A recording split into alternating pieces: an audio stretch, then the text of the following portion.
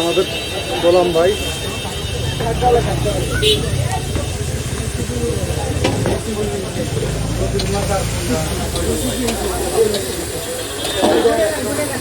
উনি আছে না, বুঝছো?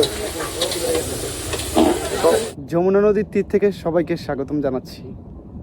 আমি এখন অবস্থান করতেছি যমুনা নদীর তীরে।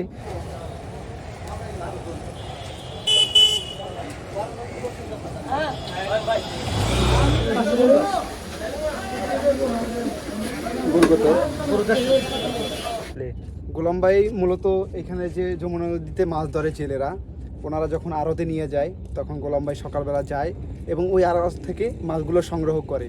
তো আড়ত থেকে সরাসরি মাছগুলো নিয়ে আসে, এনে তিনি রান্নাবান্না করে। এই জন্যই তিনি ফেমাস। তিনি যমুনার তীরের যে মাছগুলো, তাজা তাজা মাছ, মানুষ সবাই চায় এই সব মাছগুলো খেতে, এই কারণে এখানে আসে এবং তিনি পুরো বাংলাদেশে ভাইরাল।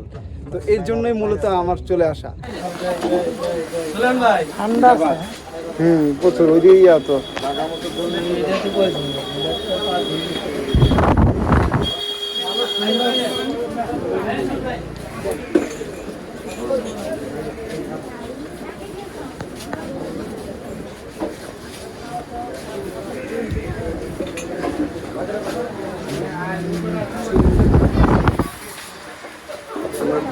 হচ্ছে।